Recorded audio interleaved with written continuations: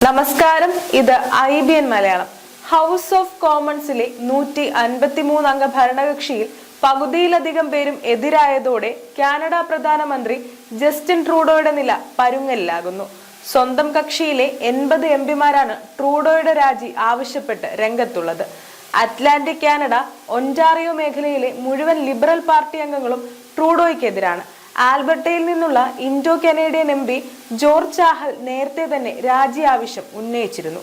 അടുത്ത തിരഞ്ഞെടുപ്പ് പ്രചാരണത്തിന് നേതൃത്വം നൽകാൻ ഒരു പുതിയ നേതാവ് വരണമെന്ന ആവശ്യമാണ് ഉയരുന്നത്. വോട്ടെടുപ്പ് 2025 ഒക്ടോബറിലാണെങ്കിലും ട്രൂഡോ വീണാൽ അത് നേരത്തെ ഉണ്ടാകും. പ്രതിപക്ഷത്തുള്ള കൺസർവേറ്റീവ് പാർട്ടി ജനുവരി അവസാനത്തോടെ അവിശ്വാസ പ്രമേയം കൊണ്ടുവരാനിരിക്കെയാണ് പാർട്ടിയിലെ ഭിന്നത രൂക്ഷമാകുന്നത്. ആംഗസ് റീഡ് ഇൻസ്റ്റിറ്റ്യൂട്ട് തിങ്കളാഴ്ച പ്രസിദ്ധീകരിച്ച സർവേയിൽ ലിബറൽ പാർട്ടിയുടെ പിന്തുണ വെറും 16% മാത്രമാണ്.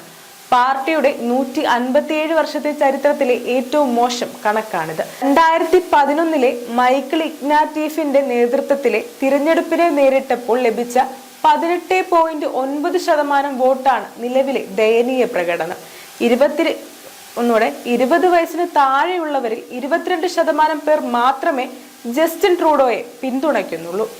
News desk IBN Malayalam.